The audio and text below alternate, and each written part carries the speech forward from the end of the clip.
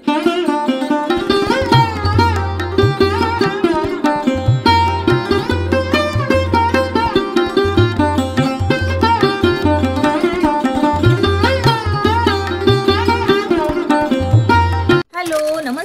मी सुप्रिया नवीन एका ब्लॉगमध्ये आपलं मनापासून स्वागत करते।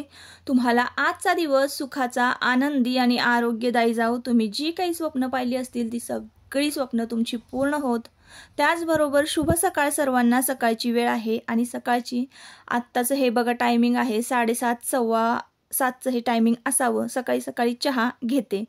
तर आजचा वार सांगते। आजचा वार आहे गुरुवार, मार्गशीर्ष महिन्यातील शेवटचा गुरुवार आणि आज महालक्ष्मी व्रताचं उद्यापन करायचं आहे। प्रत्येक भागामध्ये वेगवेगळं उद्यापन केलं जातं, म्हणजे वेगवेगळ्या पद्धतीनं।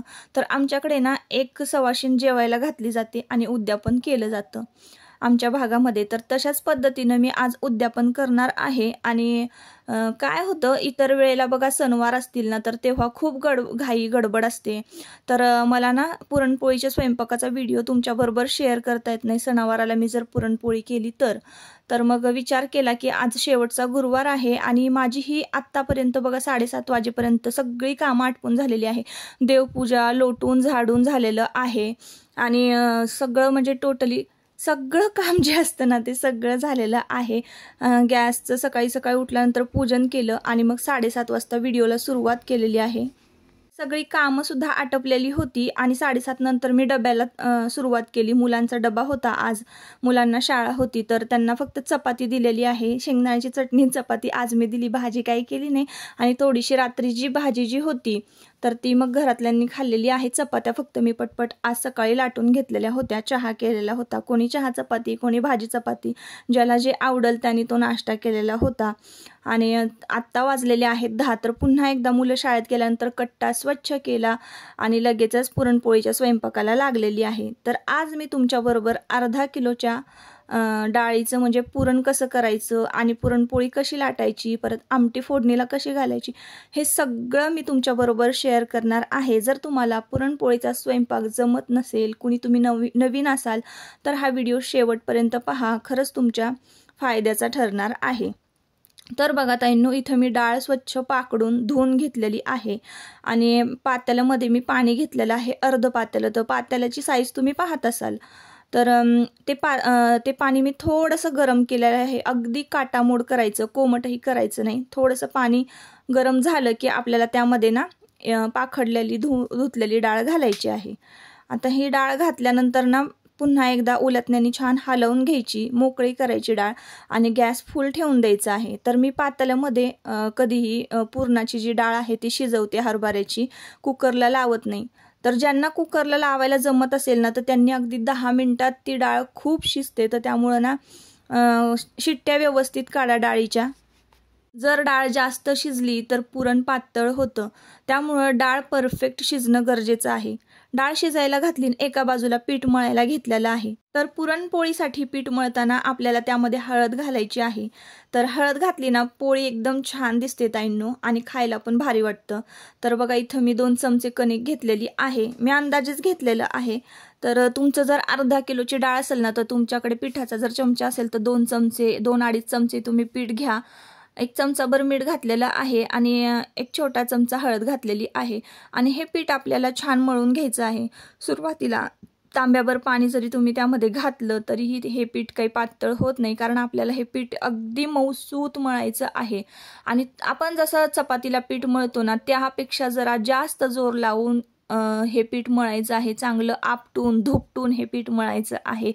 अगदी जेवढं मळता येईल ना तेवढं तुम्हाला हे पीठ मळायचं आहे पोळ्यांचं, तर तुमची पोळी कधीच फाटणार नाही। मेन जे गणित आहे ना तर ते पीठ मळतानाच आहे ताईंनो। पीठ अगदी एकजीव करून घ्यायचं आहे आपल्याला। हे कणिक चांगली घोळून घेतली ना तर कधीच म्हणजे पोळी फाटत नाही। तर रुमाल जो आहे पांढरा रुमाल तो पाण्यामध्ये भिजवून त्यामध्ये कणिक गुंडाळून कणिक छान झाकून ठेवून दिलेली आहे, जेणेकरून कणिक आपली कडक होणार नाही आणि छान मऊसूत राहील आणि बऱ्याच वेळापर्यंत भिजेल। तर सुरुवातीला मी डाळ शिजायला घातली ना तेव्हाच कणिक मळून घेतली। जेवढ्या लवकर तुम्ही कणिक मळाल का नाही पोळ्यांची तर तितक्या पोळ्या सुंदर छान होतात मऊसूत. त्याच्यामुळं ना लवकर कणिक मळायची. कधीही पुरणपोळीचा स्वयंपाक करताना सर्वात आधी कणिक मळून घ्यायची आहे डाळ शिजायला घातल्यानंतर. तर पातेल्यामध्ये डाळ शिजायला घातली की नाही 1 तासभर तरी डाळ शिजत नाही. मग 1 तासामध्ये आपली भरपूर सारी कामं होतात ताईंनो. तर इकडे मी जे डाळीचं वर पांढरा जो फेस आलेला होता तो सगळा काढून टाकला आणि आता छान डाळ खळखळ उकळते. तर आपल्याला त्यावर ना झाकण ठेवायचं आहे आणि त्या झाकणामध्ये पाणी ठेवून द्यायचं आहे. तर ताईंनो आता 1-1.5 तासात आपली भरपूर कामं होतात. तसंच बघा तुम्हाला भजी तळायची असतील तर भज्यांसाठी तुम्ही पीठ मळून ठेवू शकता. त्यानंतर आपण खारवडी कुरवडी पापड जे काय आहे तुम्हाला तळायचं असेल तर ते तुम्ही तळून घेऊ शकता. आता डाळ बघा शिजत आलेली आहे. 1-1.5 तास झालेला आहे आणि आमटीसाठीचं जे काही वाटण आहे ते तुम्ही करून ठेवू शकता. 1-1.5 तासामध्ये तुमची जी काही इतर कामं आहेत ती म्हणजे पूर्ण होतात आणि डाळ तोवर शिजते. तर बारीक गॅसवर आपल्याला झाकण ठेवून डाळ शिजवून घ्यायची आहे. डाळ शिजलेली आहे, छान खळखळ उकळते. तर मी बघा 1 किलो गूळ जो आहे ना तर त्याचे मध्यभागी 2 तुकडे करून घेतलेले आहे. म्हणजे अर्धा किलो एका बाजूला आणि अर्धा किलो एका बाजूला असं काढून घेतलेला आहे. तर अर्धा किलोची जी काही गुळाची ढेप आहे ती मी एका बाजूला ठेवून देणार आहे आणि अर्धा किलो गूळ जो आहे तो घेतलेला आहे. त्यातला 1 खडा जो आहे ना तो कमी केला. म्हणजे तुम्हाला अगदी वजनी प्रमाणात मी सांगते. अर्धा किलो जर डाळ असेल ना तर तुम्ही फक्त 400 ग्रॅम गूळ घालायचा आहे. तर थोडी कमी गोड करायची आहे. तुम्हाला जर गोड आवडत असेल तर तुम्ही आवर्जून घाला गूळ. पण गूळ घातलं ना की आपली पोळी जास्त म्हणजे पाहिजे अशी साधली जात नाही. तर म्हणजे करपते लगेच पोळी. नाहीतर मग आपलं पुरण पातळ होतं गुळाचं प्रमाण जर जास्त झालं तर. म्हणूनच मी सांगते त्या प्रमाणात जर तुम्ही गूळ घातला ना अजिबात तुमची पोळी फाटणार नाही. तर तुम्ही कुठल्याही पेल्याचं किंवा भांड्याचं माप जर घेतलं ना पोळीसाठी म्हणजे डाळ त्या मापाने घेतली तर त्याच्यापेक्षा थोडंसं कमी गूळ घ्यायचं आहे. तर मी आता जेवढं काही सांगत आहे ते तुमच्या लक्षात आलंच असेल. तर आता डाळ शिजलेली आहे तर मी डाळ येळून घेतलेली आहे. तर तुमच्याकडे चाळण असेल तर चाळणीत तुम्ही डाळ येळून घेऊ शकता. तर बघा मला येतं ताट असं ठेवलं आणि त्या पद्धतीनं मी डाळ येळून घेतलेली आहे. डाळ बघा किती छान मऊसूत शिजलेली आहे आणि पाणीसुद्धा मी आमटीसाठी काढून घेतलेलं आहे डाळीचं. आता हा 400 ग्रॅम गूळ अर्धा किलो डाळ मी घातलेली आहे आणि त्यातला अर्धा किलोतला एक जो खडा होता ना तो बाजूला काढून ठेवलेला आहे गुळाचा आणि बाकीचा सगळा गूळ जो आहे तो अगदी बारीक चेचून घेतलेला आहे. जेणेकरून तो बारीक चेचलेला जो गूळ आहे तो डाळीमध्ये पटकन विरघळावा आणि आपलं पुरण जे आहे ते अगदी पटकन होणार आहे. तर त्यासाठी बघा मी गूळ छान बारीक चेचून घेतला होता वरवंट्याने. गूळ लगेचच डाळीमध्ये वितळला आणि डाळ आता आपल्याला छान परतून घ्यायची आहे. म्हणजे आपल्याला पुरण हे छान परतून घ्यायचं आहे. तुम्ही जर नवीन करत असाल तर सुरुवातीला पुरण तुम्हाला पातळ दिसेल गूळ घातल्यानंतर. घाबरून जाऊ नका. कारण मी जेव्हा नवीन शिकत होते ना तेव्हा असंच झालं होतं.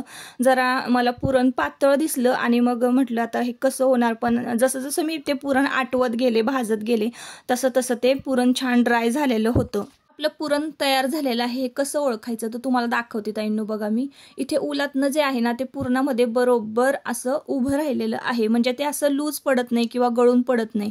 जर तुमचं उलातनं पुरणामध्ये ना असं गळून पडत असेल लूज पडत असेल ना तर समजायचं तुमचं पुरण तयार नाही आणि अगदी घट्ट रोवून बसत असेल ना तर समजायचं की तुमचं पुरण तयार आहे. तर आता आपलं इथं पुरण तयार झालेलं आहे. आता आपण आहे ना आमटीसाठी वाटण तयार करून घेणार आहोत. तर भाजलेलं खोबरं, भाजलेला कांदा, लसणाच्या 10-12 पाकळ्या, आल्याचा तुकडा आणि कोथिंबीर मुठभर घेतलेली आहे. तर एक मीडियम साईजचा कांदा मी कट करून घेतला होता भाजून आणि मुठभर खोबऱ्याचा खीस आहे ना तो भाजून घ्यायचा. आता इथं सुंठ, जायफळ, वेलची हे सगळं मी खिसून घेतलेलं आहे आणि त्याचं मिश्रण जे आहे ते पुरणामध्ये मिक्स केलेलं आहे. सुरुवातीला मी पुरण परतताना ना त्यामध्ये सुद्धा हळद घातलेली होती आणि पुरण परतताना आपल्याला त्यामध्ये थोडंसं मीठ सुद्धा घालायचं आहे. तरच आपल्या पुरणाला ना 1 नंबर चव येते ताईंनो. नुसतं पुरण जर खाल्लं ना तुम्ही पेढ्यासारखं लागतं. म्हणून मी ह्या सगळ्या ज्या टिप्स आहे ना अगदी मी तुम्हाला सगळं कळकळून सांगते. कारण मला माहिती आहे आणि पुरण मी जितक्या वेळा केले ना तर मला अनुभव आहे म्हणूनच मी सांगते. तर आपलं पुरण जे आहे त्यामध्ये जायफळ, वेलची, सुंठ पावडर हे तुम्ही आवर्जून घाला. प्लेन पुरण ठेवू नका. एक नंबर पुरणाला चव येते. सुंठ पावडर असल्यामुळे आणि वेलची असल्यामुळे जायफळ सुद्धा घालाच. तर इकडे वाटण तयार करून घेतलं, मिक्सरला वाटलेलं आहे. एका बाजूला भात घातला आणि लगेचच आमटी फोडणीला घातलेली आहे ताईंनो. तर पितळाच्या पातेल्यामध्ये बघा तेल घेतलेलं आहे, ते तापलं, त्यामुळे जास्त पितळाचं पातेलं जास्त तापतं. तर लगेचच तेल घातलं, त्यामध्ये कढीपत्ता घातला आणि वाटण घातलेलं आहे. आता यामध्ये ना तुम्हाला जर हिरवी मिरचीची आमटी करायची असेल ना, तर वाटणामध्ये तुम्ही मिरच्या सुद्धा ॲड करा आणि मग तुम्ही थोडीशी हळद वाटण भाजताना घातली ना, तर तुम्हाला मिरचीची म्हणजे फोडणी बसेल तुमच्या. म्हणजे 2 प्रकारचं असते ना, तर इथे मी 2 प्रकारचे रेसिपीज तुम्हाला थोडक्यात सांगते आमटी फोडणीला घालण्याचे. तर इथं ना मी लाल तिखटाचा वापर केलेला आहे. तर एकदम साधी सिंपल पद्धत आहे बघा ताईंनो. तेल घातलं, त्याच्यामध्ये कढीपत्ता घातला आणि वाटण घातलेलं आहे. आणि वाटण घातल्यानंतर वाटण छान भाजलं की त्यामध्ये लाल तिखट घातलेलं आहे, थोडीशी हळद पावडर घालायची, कश्मीरी लाल चिली पावडर घालायची, थोडंसं मीठ घालायचं आणि हे सगळं वाटण जे आहे ना आपल्याला छान भाजून घ्यायचं आहे. तर भाजून घेतल्यानंतर हे आमटीचं जे पाणी आहे म्हणजे डाळीचं पाणी, तर ते उकळवून घेतलेलं आहे आणि ते भाजलेल्या वाटणामध्ये आपल्याला ओतून द्यायचं आहे. तर अशा पद्धतीनं बघा मी आमटी फोडणीला घातलेली आहे. तर मस्त असं बघा तर्री सुद्धा आमटीला आलेली आहे. तर ताईंनो, गुरुवारी त्याच दिवशी दुपारी ना माझ्या मैत्रिणीच्या भावाचं लग्न होतं, तर तिकडे मी गेलेले होते. लग्नाला जाण्याआधी आमटी, भात आणि पुरण वाटून झालेलं होतं आणि पीठ मळून झालेलं होतं, म्हणजे निम्म्यापेक्षा जास्त स्वयंपाक आटपलेला होता. तर मी इकडे लग्नाला आले होते. आताच्या काळामध्ये ना तर लग्न करण्यासाठी बघा वेगवेगळे प्रकार आहेत. तर प्री वेडिंग शूट आणि एंट्री हे म्हणजे हौसेला मोल नसतं ना, तसंच आहे ताईंनो. तर इथं ना नवरा नवरीची एंट्री होत होती. नवरदेवानी नवरीला इतकं गोल फिरवलं ना, अक्षरशः बिचारीला चक्कर आली. तर असो गमतीचाच भाग झाला तो. पण एक मला खूप आवडलं की इथं शिवरायांची गर्जना सुद्धा झाली.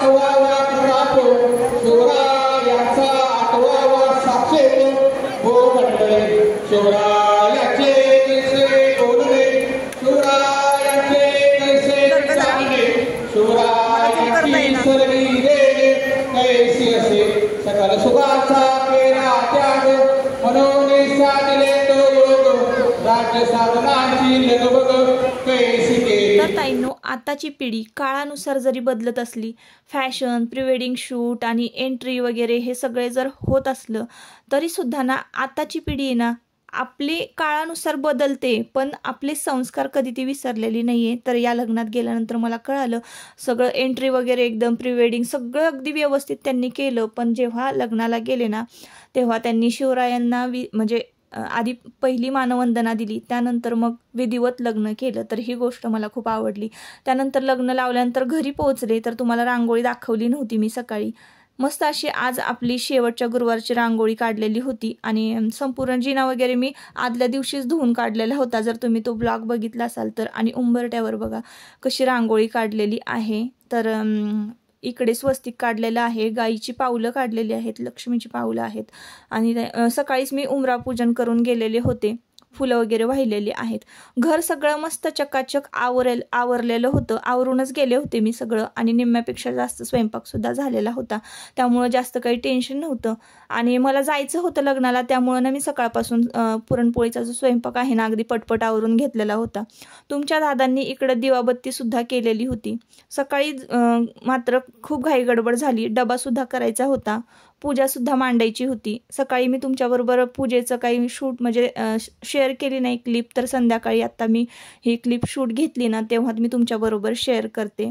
तर अशी माझी जरा घाई गडबड झाली लग्नाला जायचं असल्यामुळे.